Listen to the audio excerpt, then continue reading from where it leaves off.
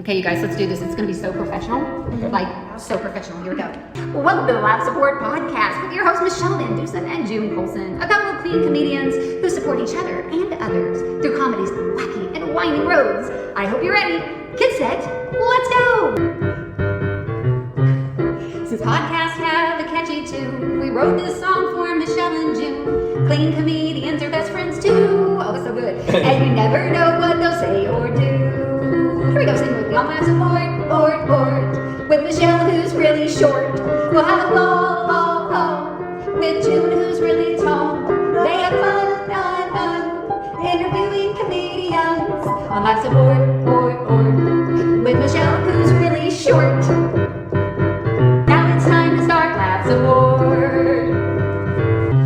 The Live Support Podcast, brought to you by the Hot Breath Comedy Network. Wow, give yourself a round of applause. Woo! That was magic. Welcome to the award-winning Live Support Podcast. I'm your host, June Colson, here with Michele with 1L, Trisha's sister, Rhonda Colson, Corey's friend. Don't call me Shelly. Michele VanDusen. Michele. Okay, so happy belated birthday. Oh. When this Thank you. episode airs, it will be like really belated birthday. But you had a birthday. Yeah. I did. When? Yesterday? Day before? When was it? It all blurs. On this day of taping, it would have been 2 days ago. 2 days ago. 2 days ago. Yeah. Thanks for starting off the whole show with like, hey, you're older. Yes. I thought they might notice. And so we should go ahead and. Wow. I get it for my family. Do I need this from you too? I don't know. Michele, you're forever young. You are forever young. So how was your birthday? Where did you go? What did you do? Oh, it was great. We went to the Tulsa State Fair, it's Oklahoma State Fair, but it's in Tulsa. I don't know. Whatever it was. We went to the state fair here in town and went with I wanted to go with the grandbaby. So, her parents came with, whatever. And we spent almost all day there. And it was just fun. I wanted to go see the animals. I wanted to make sure that my grandbaby got to ride a pony. Aww. And I don't think she comes anywhere on my side of the family because she wanted nothing to do with that horse. Nothing. Not one iota. She was like, nope. And it was a lot of fun trying to so she never rode a pony. And then we took her to the petting zoo area thingy, Yeah. because I like seeing the livestock, and I missed because we went, I don't know, like 5 days after the fair started. So we missed all the live births and all that because they always have, animals are given birth at the fair. How Anyway.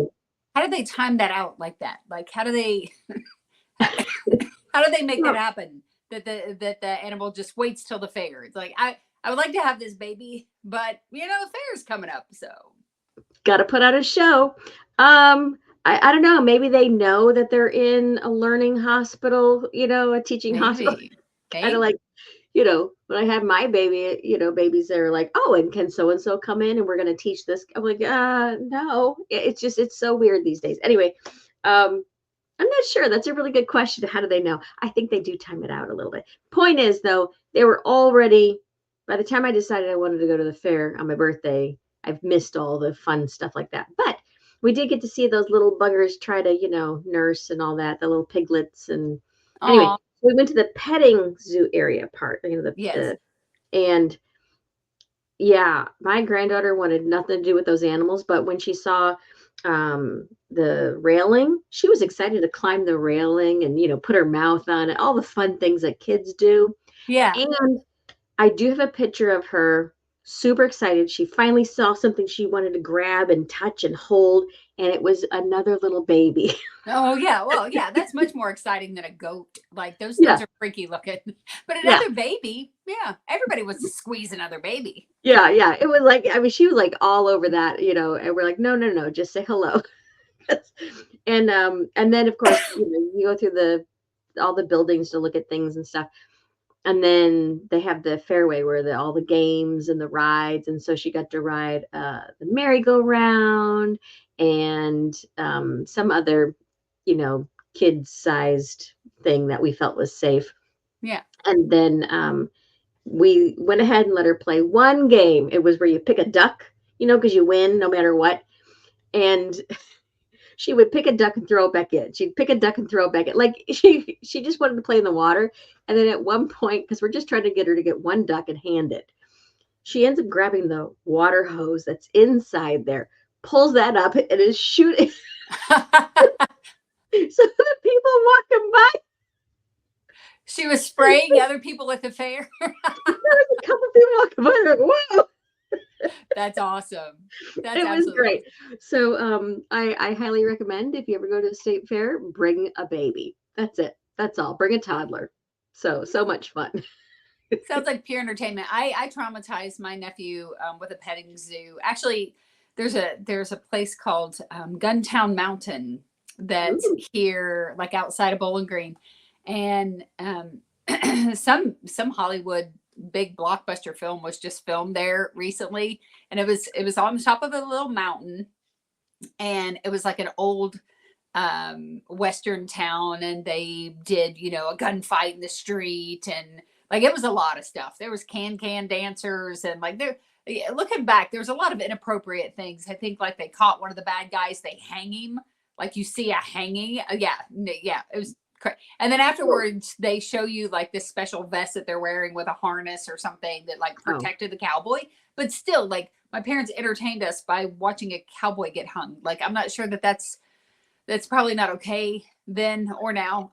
But they had a petting zoo, and so I was so excited to take my nephew when he was like 3 years old. I didn't have kids, first grandbaby, and I got him bit by a pig. A pig bit his finger. So that was good. And then we went and rode the bumper cars, and we got hit really hard, and he was right. They had it was very archaic. He was sitting in front of me for whatever reason in the bumper car. So when we got hit, his little head just hit the steering wheel and I busted his lip open. So we left from our big adventure with a bit pig finger that we had to get an antibiotic for, and a busted lip. So he didn't spray anyone with a garden hose or anything like that, but it was an adventure. I don't blame her for not wanting to be around the ponies. They kind of freaked me out a little bit. I got drugged by a miniature pony when I was like 5. It was my fault. I was hanging onto a rope and it was running and I didn't let go. Apparently, it wasn't going to stop and I wasn't going to let go. So I was traumatized. So I get it. I would rather, I'm like your granddaughter. I would rather just spray random people with a garden hose than touch a pig or a horse. So it's all good. Yeah. It was a lot of fun. So it was a good end to a very busy week. Yes. So let's talk about, a lot has happened since the last time that we talked. One, you did an event with Leslie Norris Townsend, which I think, is that the t-shirt you're wearing right now? It is. John 360 Ministry. And then you've also done a couple of shows with the Moms Unhinged. I did. Yes. Yep. And then later we're going to talk about why you have a picture of yourself looking over your shoulder in all of our podcasts. That you just, I don't know if that's, is that vain? Is that a Carly Simon song? You're so vain that you have your picture behind your face. Like, it's not enough to have one of you, Michelle, but we need 2 of you. And that smile, that comedy smile that you got going on. We'll get back to that picture. So let's start with your t-shirt. Leslie Norris Townsend, where have you been? What was that about? This was such a cool event. Yeah. So Leslie Norris Townsend had an event at John 316 Ministries. It was for the women because their ministry has been now taking women in for recovery over alcohol and drugs and things like that. And so it's an in-house ministry, so you have to come, you live, and you take all those time frame, and get your life right, kind of a thing. And it's a wonderful ministry. And so yearly they have a fundraiser so that they can house and feed, and take care of these women. So they have a fundraiser. And so Leslie was the entertainment for that event.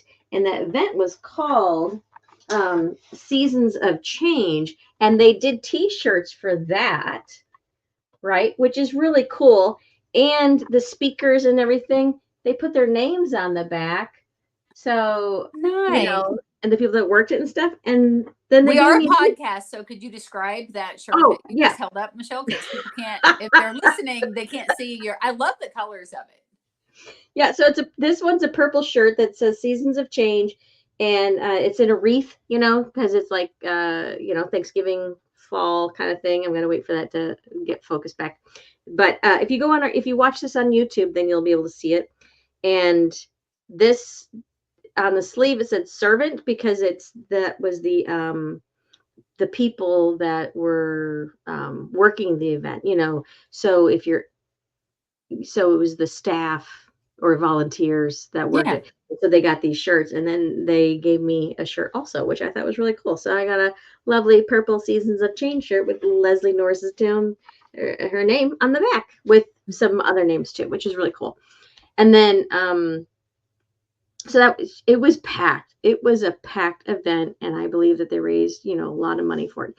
So then she and I stayed overnight the following night, and for their church service, it was where they, have graduation because it's a men's and a women's ministry. And so they have men and women graduating on Sundays. They have testimonies. They have a lot of music. And then they also have an intake of people that want to come into the ministry. And then they had comedians this time. And so Leslie did some time, and then she introduced me, and then I did some time, and they loved it. And it was great because I have this, it was just so much fun to see how much the director and his family, everybody was they were all in. And I do one joke about, so I started smoking, and I wasn't really sure if I should be doing this joke, but I went ahead and I did the joke, and smoking everything. And so the director popped his head out. So now he's on stage, right? And he's pointing at people and smiling and laughing. I'm like, whew, okay, good. Yeah, yeah. Then, you know how you do a very risky joke? Yeah. And you're never really sure. So the smoking one paid off, but then this one I was hesitant also. My John 3:16 joke about my inspirations in life is John 3:16, Matthew 2:10, Mark 3:11. Those are the guys, my Weight Watchers group. Yeah. Like I did that. So I was like, I wasn't sure if they'd be like, that's offensive to the right. We don't joke about the word of God and right. But they were all good. Let's talk about that a little bit though. So you if people aren't clean comedians, or Christian comedians, everything is kind of fair game. You can talk about what you want wherever. And people who hire you kind of expect that. Yeah. But the industry that we work in, that's different. We're brought into a lot of places where some subject matters, while it's still clean, it's 100% clean, it might not be appropriate for the room. And so we have to think about that. We have to think about who the audience is, who we're speaking to. I do a bit called Oopsie Daisy. And one of the punchlines is about a pregnant cheerleader, which sounds really harsh when I say it, like, what, June? They're out there. But yes, but if I was doing a pregnancy center or, something of that nature, it's a funny joke, but it would be inappropriate for that. So when you realize where you're going, how did you make the decision on what material and whether that was going to be okay to do the jokes that you did? Yeah. So because it was a recovery center and I wasn't like glorifying smoking marijuana or cigarettes or things like that, because I knew where the punch was going to go. And it's, I smoked my candy, kind of a thing, the Twinkies, right? So I knew because it had that turn, I felt like that wasn't going to be okay, and it was definitely going to bring attention and then a huge release. And I knew that was going to be like a good, but the John 3:16 joke, I was really, really hesitant about that one. And I just had to think about it for a while. And I was going to ask if it was going to be okay. And then I thought, I was like, no, I don't need to ask, because I realized that particular joke and this might sound very weird to a lot of people, but that joke God actually gave me. And what I mean by that is I was praying and I'm like, Lord, I need a joke, not for this particular event. It was for, an event a few years ago. Like I need a joke and I don't know what I'm going to do. I need something. I need a short, quick, fun one-liner type of a thing. And he woke me up at like 3 o'clock in the morning, kind of a deal, with that joke. And I was like, oh, and I wrote it down and I've been doing it ever since. But this was the first time being at John 3:16 Ministries. Yes. I was like, should I do the John 3:16? Yeah, you had to. Yeah, but that was the thing. It was like, but God gave me that joke. So, and it's so that was a definite, and that was weird because it was also the first time I ever considered, is my joke appropriate for the audience? Yeah. Like, I mean, in a really long time, like when I first started out way, way back when I did a joke. It was at the Barrel Laughs somewhere in Illinois, south side of the south suburb. And I did a joke there and my whole family was there. And after I said it, they laughed and they went, you could just see it in their faces. Like, should you have done that? And I stopped doing that joke because that was that kind of, it was clean, it was well written, but it was still inappropriate material, I feel, for me. And so I let my other friend do that joke, not a problem. But that was, 15 years ago. And then this joke. So it was a really hard decision, but it paid off. They enjoyed it.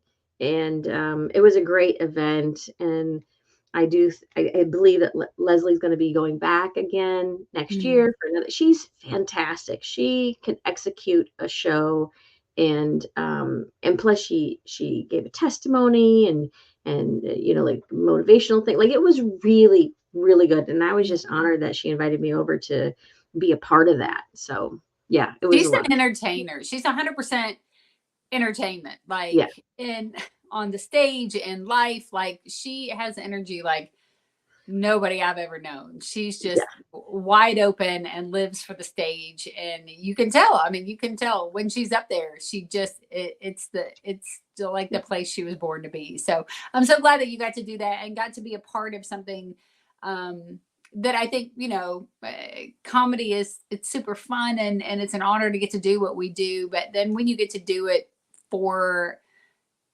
people where you feel like this is bigger than me, this is something that's, helping other people. I mean, who knew, some jokes, formulating some words in a proper order and a delivery will be something that could bring just a little bit of joy and peace and fun to people's lives. It's cool to be able to take that skill set that you have and give that to a room full of people that, they've had struggles, they've had tough times, and to get to escape the world for a little bit and just laugh and have a good time. You got to be a part of that. So that's awesome. So you did, you did that.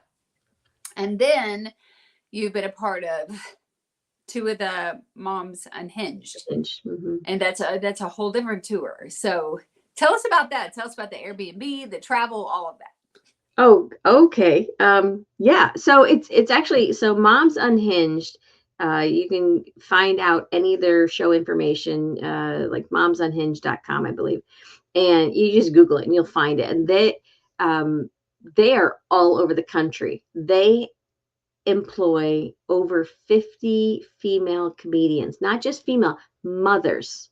You have to have kids to qualify, kind of a thing. And, it's fantastic. It's all over the country. And so the one I got to participate is the one in Enid, Oklahoma. And then and that was that was Enid Symphony was the housing, the theater that we were at. And then the Forum in Wichita Falls, Texas. And originally the headliner was going to be my friend Stacy Peterson. And then she got very sick. And so they had to put a different headliner in, which, that's a tough thing to do, to just be able to pull. But because they already have, 50 comedians that she was able to pull kind of quickly another headliner into the position, which I thought was really great. So it was Nancy Norton was the headliner, and then I was the feature, and then Julie Drake was the opener, and then we have Janae Suplee, who was the host. And I have to say, everybody was on their game. I've never heard women, well, I have, but it was just like laughter after laughter after, they're like, you just punch, punch, punch, punch. I'm like, they need to take a break, like they need to be able to breathe. These women need to be able to breathe. So then it was my turn on stage. I'm like, I will let you breathe now. Because I'm a little slower pace, just a smudge, just enough for people to catch their breath and stop cramping up from laughing so hard. And we had laughter, and it was so much fun. And then they caught their breaths, and then, Nancy Norton was back up, and she just killed them. Just killed them again. She does this whole bit. You guys have to watch her at some point. She does a whole bit off of the Easy Bake Oven. And like, this is something that I think comedians need to learn how to do, is how to mine as much comedic material they can out of their one bit. And they just have to keep digging and digging and digging. Because I tell you what, this woman had just everyone eating out of the palm of her hand. And I'm not just saying because it was an Easy Bake Oven, oh, it's cake. No, it was so fantastic.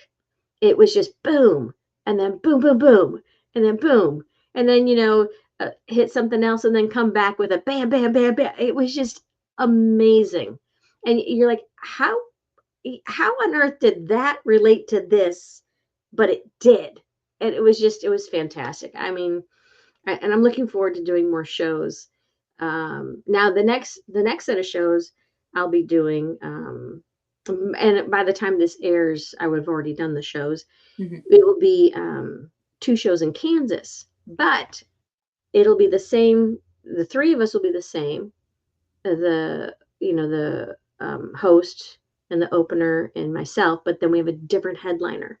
So I will get to now meet another headliner, which is really cool. So it's such a great environment. There was no like bickering or, like when you get, women that don't know each other, like, meh, there was none of that. It was a cohesive group of comedians that were female, and it was fantastic. So, but staying in Airbnb, okay, I don't do a lot of Airbnbs. So this is all kind of new to me. And so the one in Enid, beautiful place, was lovely. Good AC, normal, modern, things. But then when we were in Texas, I was like, oh, this house looks a little sketchy. This is a sketchy house. Because across the street, it was like a mansion. And then this one, it was like, ta-da, we're decorated for Halloween. Like, I don't know what it was. Every floor creaked, Yeah.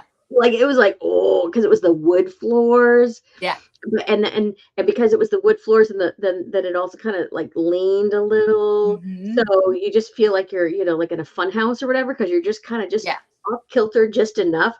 And then, of course, like one bed is like higher than I am. Yeah, it seriously was up to my shoulder. Like that was the height of the bed. Thank goodness it wasn't. That was not where I was sleeping, because I would never have made it up. I would have slept under the bed. But Janae, she's tall like you. So actually she might be taller than you. I don't know. But anyway, she got the high bed, and then there is 2 lower beds. I'm like, perfect for us, so we got the smaller ends. But yeah, I was sitting there and I thought, this kind of house, we need to bring back this kind of house where there's like no carpet. It's just the wood floors, because then teenagers would never get to sneak out. Oh, you would hear them. Yeah. You would totally hear them, and the whole house would like move a little. Yes. Yeah. Okay, what is the deal? Here's my pet peeve with Airbnbs, right? Is that what they're called? Yeah. I go to a hotel and I stay. That's it. I go and then I leave. Wonderful. Airbnb, apparently some of the rules is you got to strip the beds and then you got to take out the trash. You got to do all this work. Yeah. What? And you pay a cleaning fee.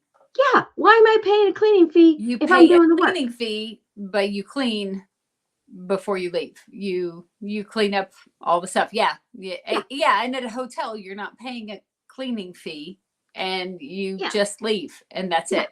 Yeah. Oh, and you got to clean before you even use the dishes. Like you can't even just use them.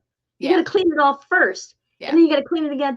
I was like, what a scam. I think I might do that. I might just rent out Airbnb my kitchen and just have somebody else come over. I was like, what? Because they have to clean it when they're done. So yeah, you just have somebody come clean your kitchen for you. I've stayed in a couple of sketchy Airbnbs, but then for the most part, I've had really good experiences with the Airbnb, VRBO, whatever, that you rent through. There's also another one that my husband's found that's typically cheaper. I wish I could remember what it was. Anyway, so our listeners are probably like, Lord, we could save money, but I have no idea what the name of it is. But a lot of times, we'll put him in the show notes. Yeah. I'll have to ask him what it is. But we've saved, $100, $150 on stays by going, just shopping for a better place. But I had the one with the creepy pictures and the monkey with the fur hat, and there was skeletons and books that were creepy books on the shelf and a chair in the bedroom that had carved animal faces on it, like they were looking at you while you're it was old and it was pretty scary. But it's also for me it's part of the adventure too. I think it's fun to find places. And that particular place, I wasn't even staying there. I was staying at the apartment above the older house, which was all remodeled and all that mess. But there was an ice storm in Tennessee, and so they were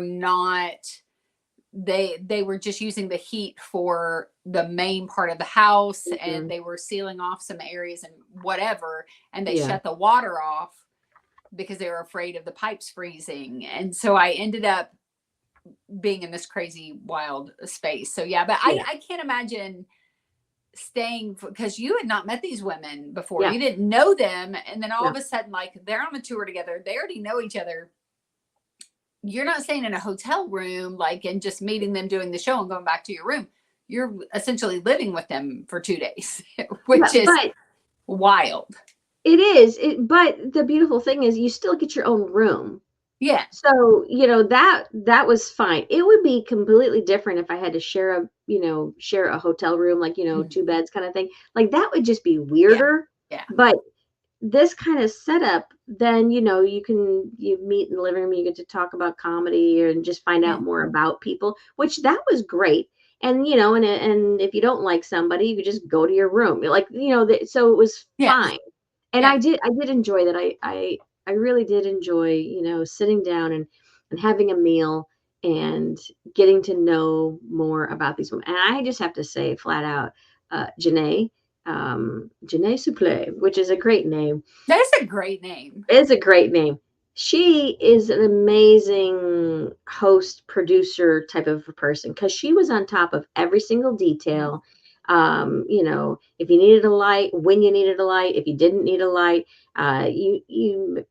you had enough water, you had it was all the things that you'd want in a show or in a producer. She had all of it. It was fantastic. That's good. So working with Moms Unhinged, and it's Andrea's child. And, oh my gosh, I can't think of her last name. This is so bad. I'll put that in the thing too. I think it's that's how long have they been doing this? Do you know how long this tour's been going on? A year. A year.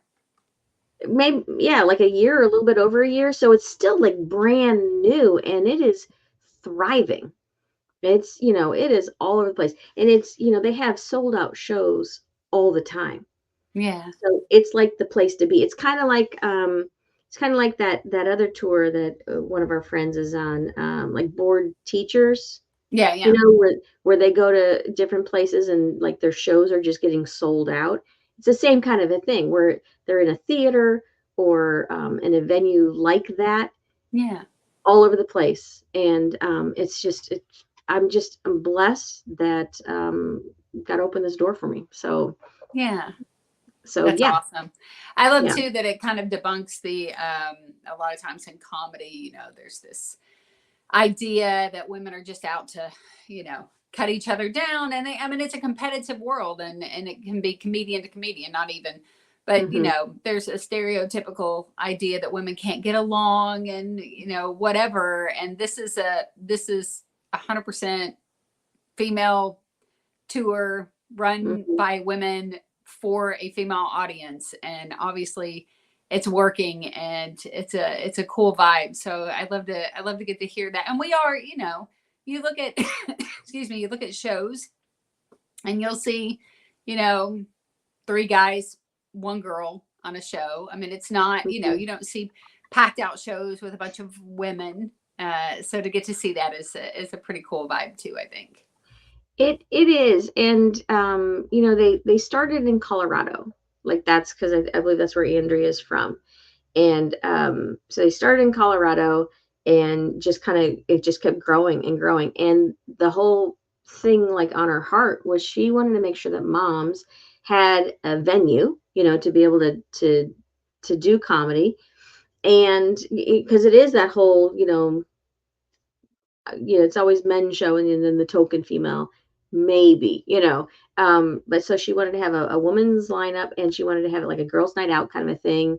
So that's why what's really interesting too is it's on a Tuesday night, it's on a Wednesday night, it's on a Thursday night. Like it's the weekday that you get to go, and there's always a, you know, a venue that's got alcohol. So, you know, women can just go and just have a good time kind of a thing. Like that's their thing. And it's unhinged.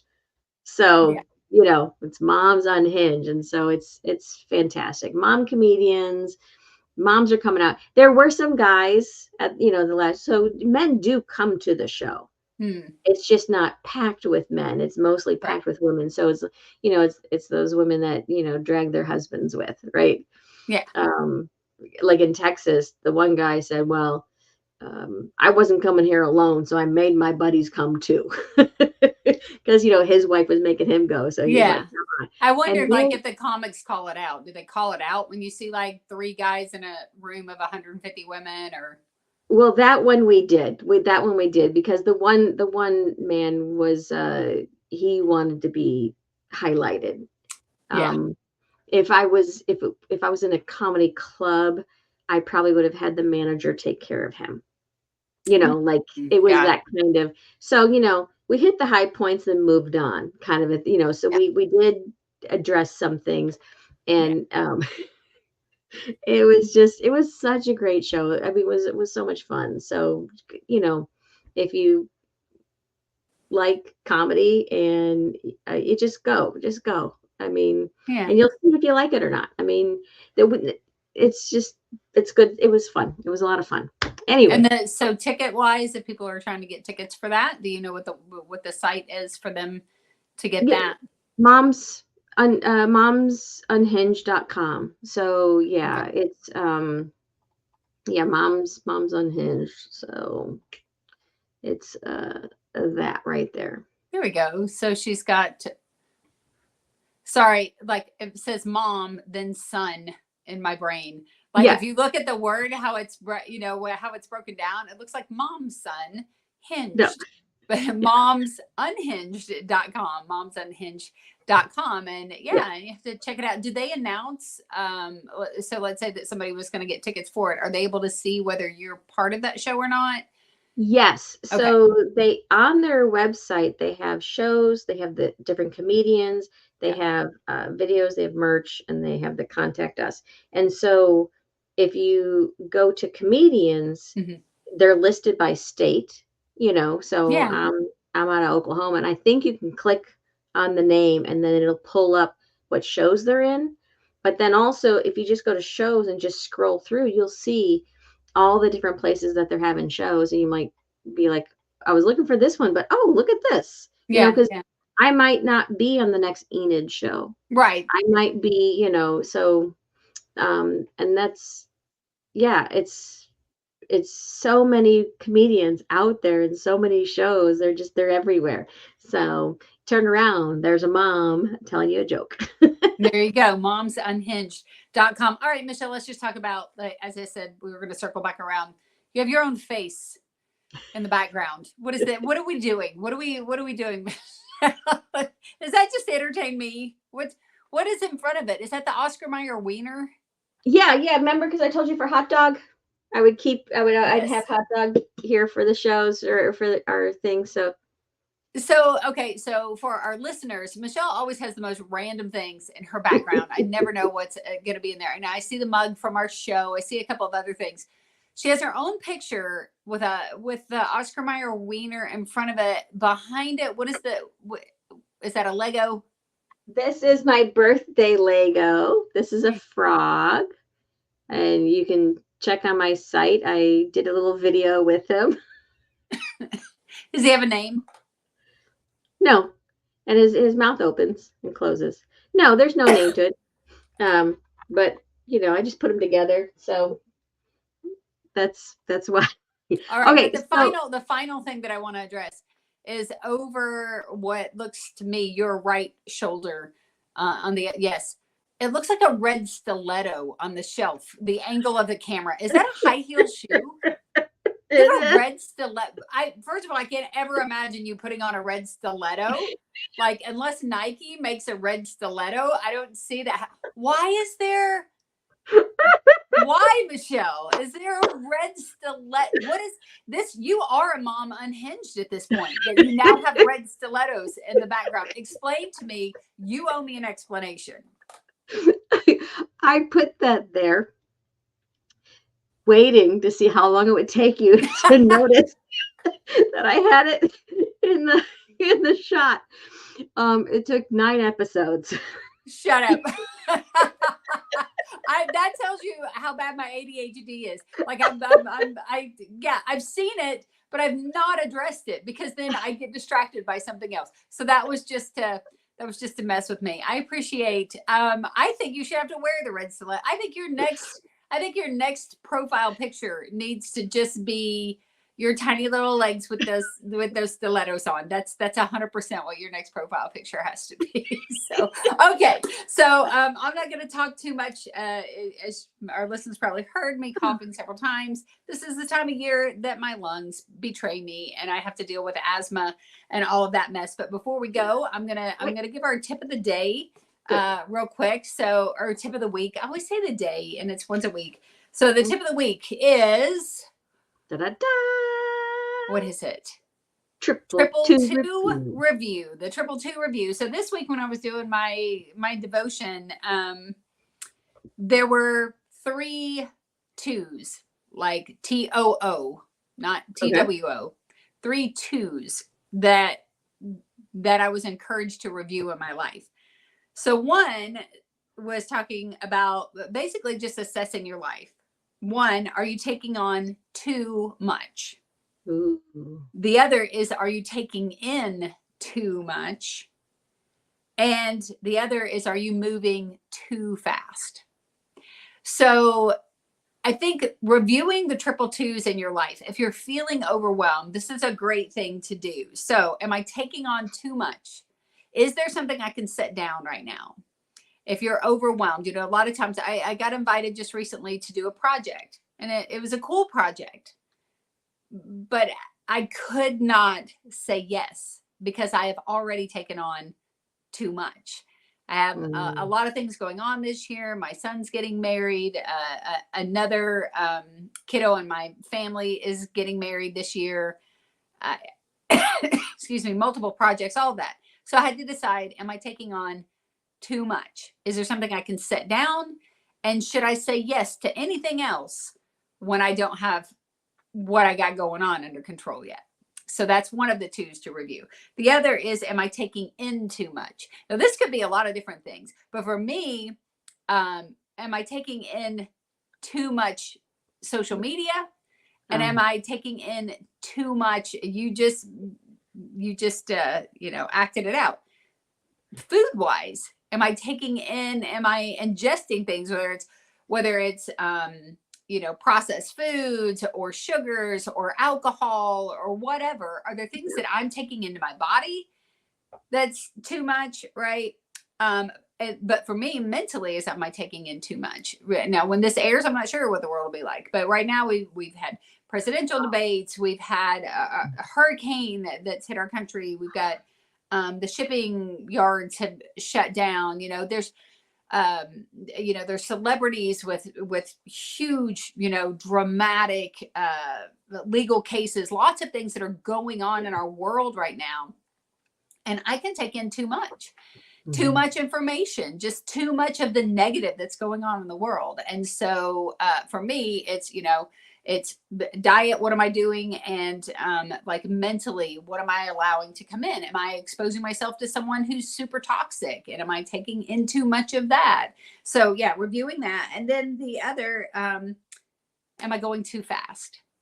So there's a couple areas in my life that I want results now. I want things figured out. I want to be in a different place or space or whatever. And I'm trying to push something too fast. Mm-hmm. So reviewing the triple twos.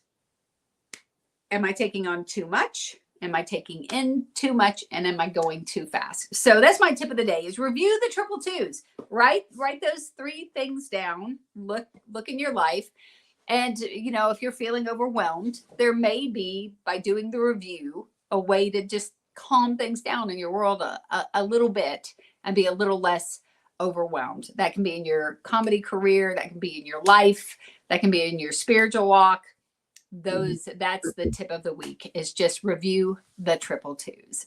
So that's it. That's my wisdom. That's my knowledge today. I like it. I think that's great wisdom and knowledge. And if we had a theme song or if we had a song to top that off, if we had copyrights and all that, we would probably sing or play something along the lines of slow down, you move too fast, gotta make the moment last. Okay. I don't know what you don't know that song that is. No, Michele. You don't know that song? Everyone else probably does. What's that from? Oh, I don't know what it's from. I just know that's a song for the longest time. Anyway, you move too fast. So, and the whole, if you are moving too fast and you want to make decisions, you want things right away, results, then you clearly, you have not ever used an easy bake oven. That's all I'm saying. Yes. Because you have to sit there and wait for a very long time. Because if you pull it out then the cake is not done. It's gooey and gross, and no one wants that. Nobody wants that. Anyway, I thought that was lovely. I love the 222 review. Those are very good. I mean, I'm gonna have to do an inventory later of my own life. Now, I legit did that yesterday. I just kind of looked at some things and went, I'm taking in too much, information that I can't do anything about right now. And I'm, there's just a lot of things that it definitely hit me yesterday. So hopefully, if it hit me and it's something that I feel like helped me look at things. And then on the spiritual tip, the very first line of my devotion, which is by Sarah Beth Marr, by the way, this is such a good daily hope for a woman's heart. I absolutely love it. I got it on Amazon, but it's someone I met through TC Stallings and the Uncompromised Actors, coaching. But the first thing was when we get overwhelmed, we automatically kind of blame ourself and go, what am I doing wrong? And she talked about how this feeling, these emotions, certain emotions that we have, God gives us as a warning sign, right? That it's not like, oh, you should feel even worse, like it's you're overwhelmed, it's your fault, but it's this warning sign that something's off, something needs to be balanced. It's not God's punishment, but it's God's little warning bell going, okay, you're overwhelmed, and we know we can bring everything to God. But we've also given this, he gives this mind to be able to analyze and look at where we're at and what we're doing. And so not to just guilt yourself of like, I'm overwhelmed, I'm going crazy, and it's my fault, and I took on too much. Okay, well, slow down.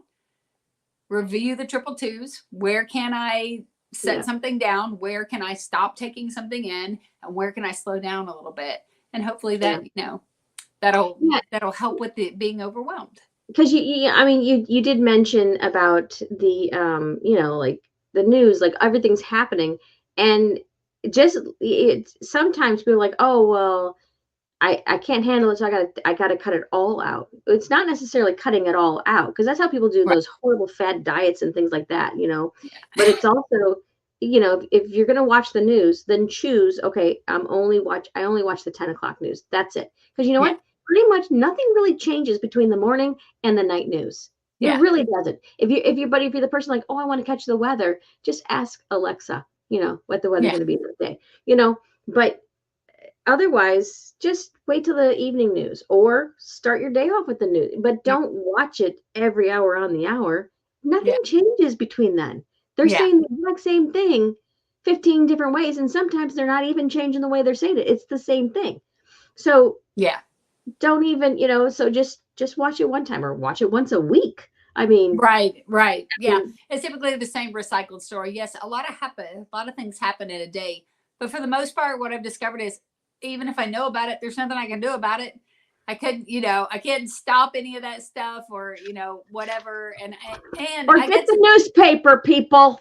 Go back to read it. What is that? For like anyone under 35, they don't even know what that is. That's they still make those. That's crazy. All right. This has been a good episode of the Life Support Podcast. Make sure, guys, that you are checking out our social medias. I'm June Bug Comedy on everything.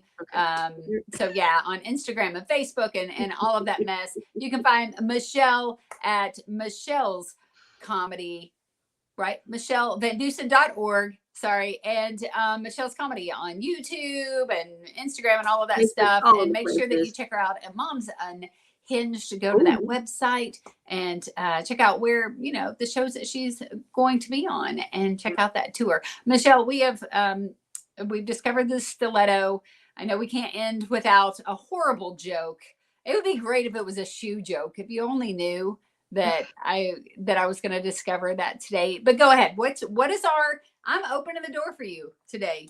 I'm not even resisting the mom joke from the unhinged mother. So go ahead and share with us that and we'll close this thing out. That would have been a great one to have done. But the joke I was choosing today was because the fair. So why couldn't the pony sing a lullaby to the baby? I don't know why. Because it was a little horse. Thanks for tuning in. Make sure you catch us everywhere. See you next time. Bye-bye.